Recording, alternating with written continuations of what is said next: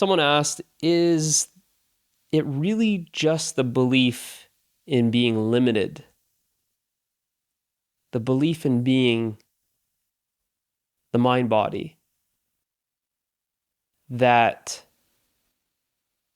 creates the experience of being separate?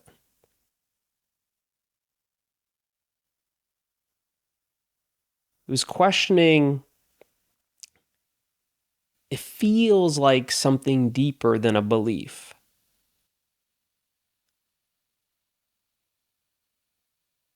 And they wanted to know if it's actually deeper than a belief. So let's explore that. Is there something that's deeper than the belief in being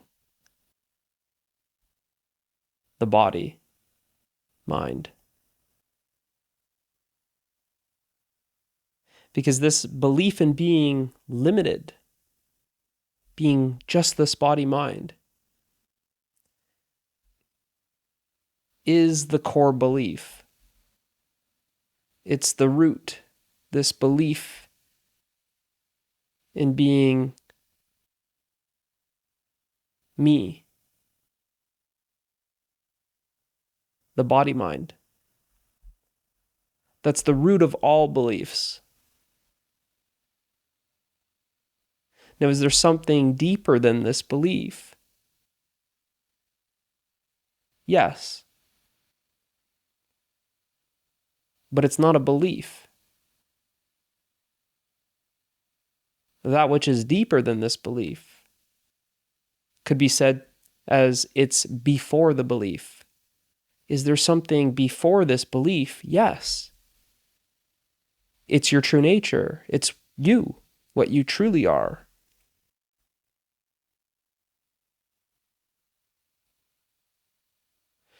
But when we identify with being the body, mind, it's as if we get mixed up in this identification. That this identification with being the body is a sort of mixture.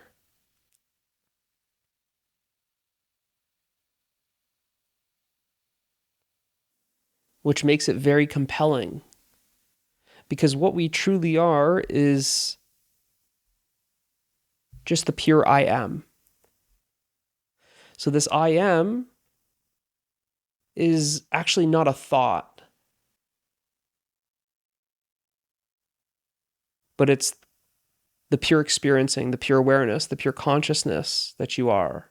It doesn't announce itself as I am, as a thought. It's the stillness and silence that you are that is experiencing. But then when we say, I am the body is an add-on to that I am. The I am is naked, but the identification with the body, the identification with the name of the body, I am Mitch, I am the body. We see how this I am is before anything that's being added.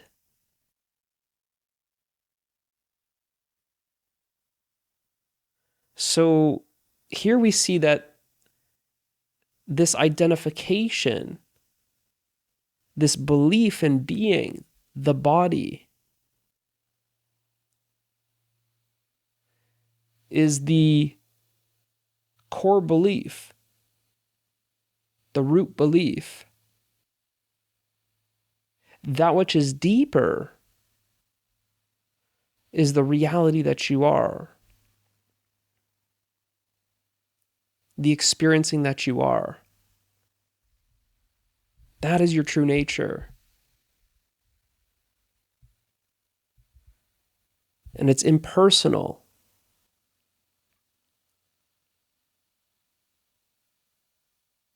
So it's the impersonal that's identified as being a person. This identification is this mixture.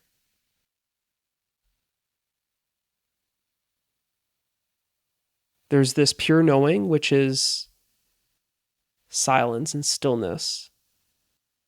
But then there's the activity of thought, which is movement and sound, the body, the mind, Mitch. This is imagination. Any thought is an imagination.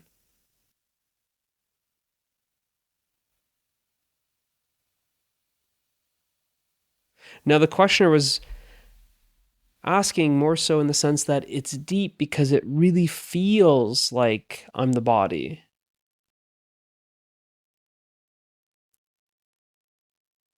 And of course, there's going to be the feeling that we're the body, as long as there's the belief that I'm the body. That out of this core belief, there's going to be more thoughts and feelings that then support it.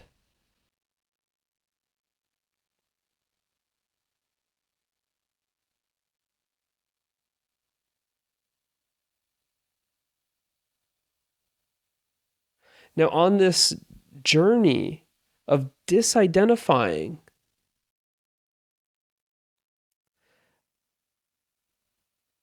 we can break it down in the sense of mental and emotional disidentification. And the mental disidentification is fairly easy. This is where we feel like we have a pretty good conceptual understanding of things. But what's more difficult is, we can say, on the emotional level. And this is what really feels like I'm the body, is because there's a lot of repressed emotions.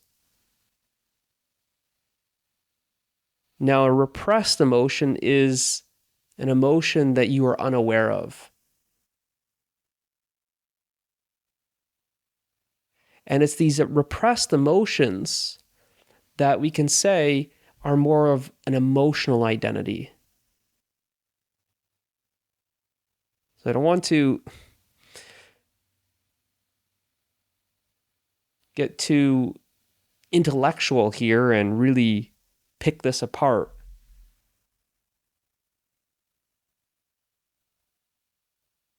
But what happens first in this process of disidentification is this disidentifying with thought, where there's an opening and the thoughts are now appearing in this openness. These thoughts are now being seen. They're free to come and go. That you aren't identifying with the thoughts as much.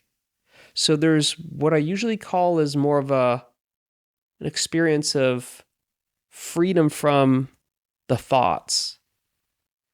That you are now at a distance from the thought activity. It's a small sense of freedom. For many, it will feel like freedom, but there's more.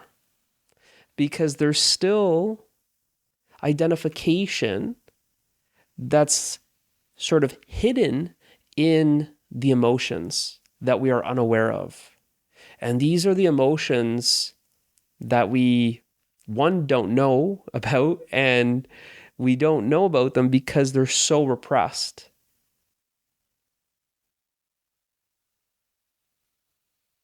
They're so repressed. So as this unfolds, just like the thoughts were free to come and go now, that they are simply coming and going, they're appearing and disappearing, and there's now this watchfulness of thoughts. That is the disidentification with thought. This starts to happen with emotions, that there's less resistance to the emotion. And the resistance to the emotion is that identification. So without resisting the emotion now feels like it frees up. And now it's free to come and go and be experienced fully. And as these emotions are being experienced fully via surrender, which is the absence of resistance, then this is more disidentification that happens. The process of disidentifying with this emotion is really by feeling the emotion fully.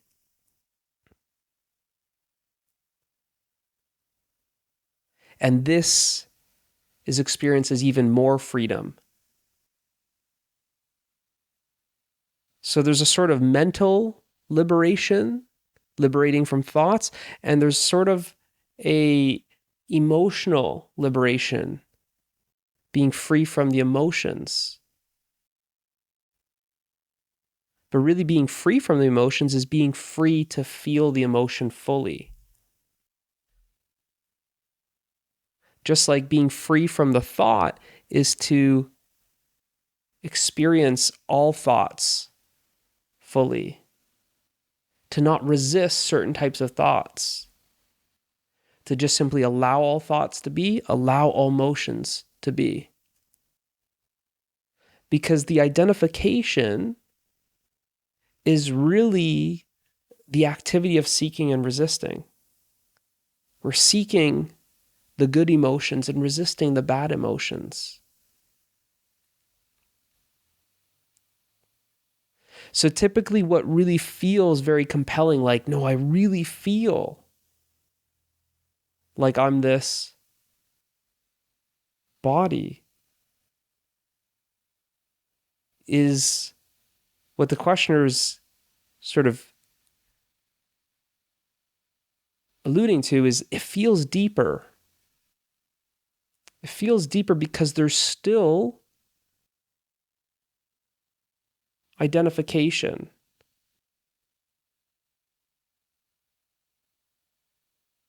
And this is always what is more difficult. It's easier to conceptualize things, and that ability to watch the thoughts come and go is easier than experiencing the emotions fully. And this is the part where nearly everyone wants to bypass. How can I get around the emotions without experiencing them fully? And you can't. You can't. So we can see it as more of a mental identification and emotional identification. And this is what always feels deeper.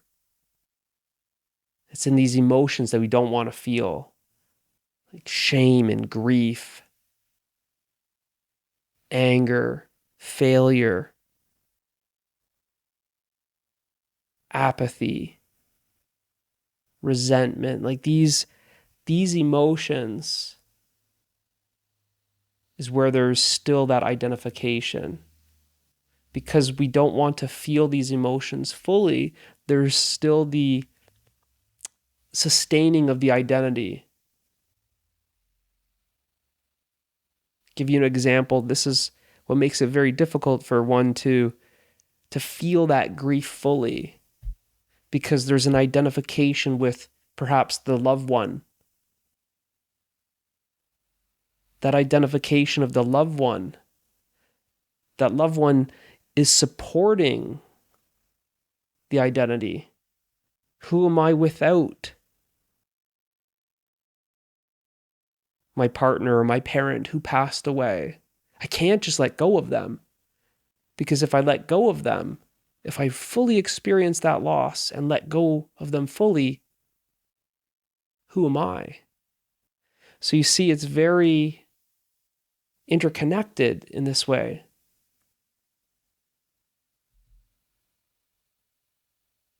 Same with something like resentment.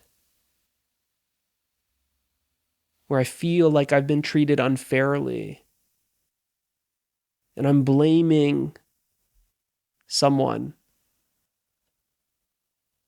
for how I feel. There's a sort of identity with being a victim. I can only be a victim when I'm blaming something outside of me for how I feel.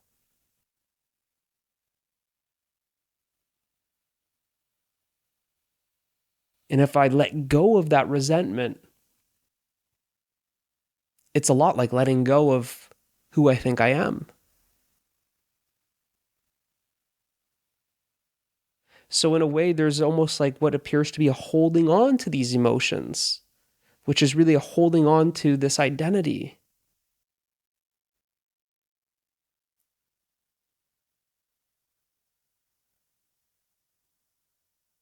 And this is what I would say is the more difficult part of the journey, is with these strong emotions that really create what feels like a deeper sense of I am the body. And as we experience these emotions fully, there's less and less identification with the body, less and less identification as being somebody. And you start seeing how everything is so interconnected, like a matrix, where these feelings of resentment are about the past.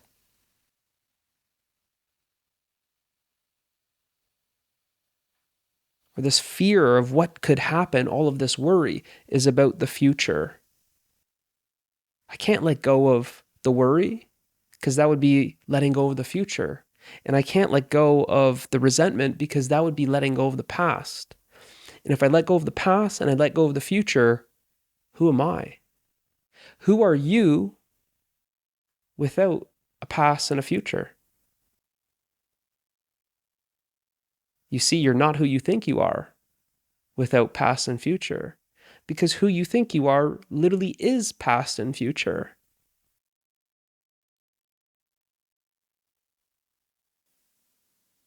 Thinking really is past and future.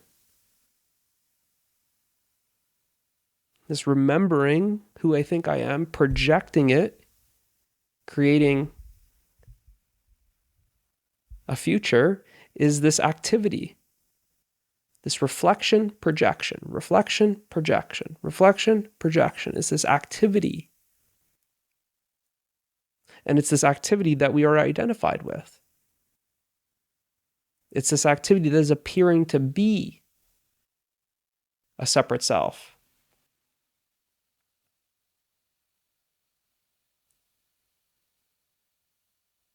As we start watching this activity, observing this activity more and more, it just starts unfolding where there's no more, this is my meditation practice in the morning and this is my meditation practice in the evening.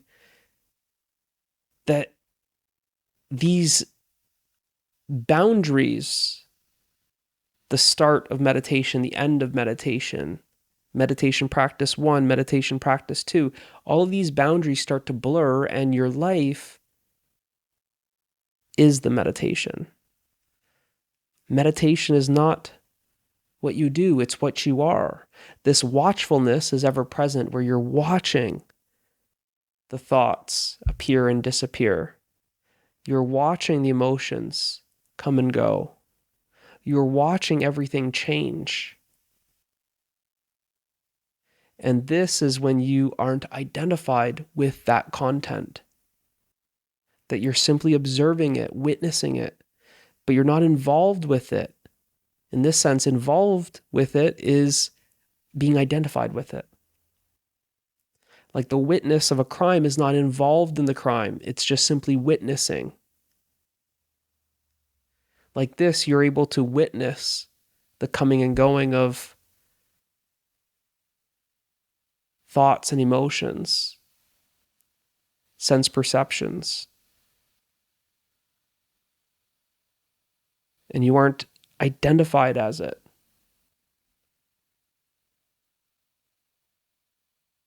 This then progresses, and you are experiencing that witnessing, that observing, that experiencing, that awareness, call it what you want, but you are experiencing yourself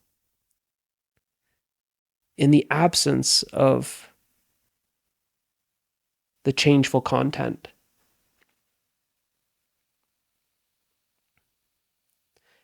This is then knowing yourself independent from mind-body world, because it's the mind-body world that's changing and appearing and disappearing. This is then realizing that what you are is absolutely free from the mind-body world.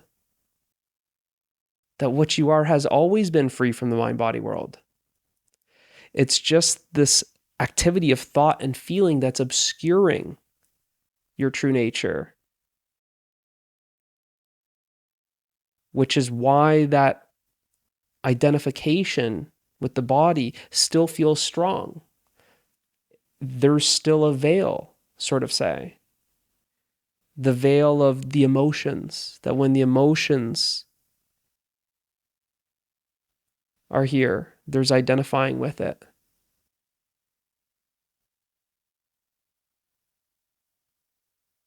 That the thinking and the feeling is a lot like just cloud cover. And when we identify with it, it's like the clouds stay where they are. They're not free to come and go. When we allow the clouds to freely come and go by experiencing everything fully, then these clouds come and go. And what you start experiencing is the absence of clouds. And what you are is much like the sky. The sky of awareness that you are is ever present. So you start experiencing yourself in the absence of thinking and feeling, and it becomes self-evident that you are not your thoughts, you're not your emotions. When you start experiencing yourself in the absence of mind-body world, it's realized that you are free from the mind-body world, that you exist independently of the mind-body world. That actually the mind-body world depend on you, but you do not depend on the mind-body world. You experience that the mind-body world is destroyed. It disappears, it dissolves, but it is you that remains.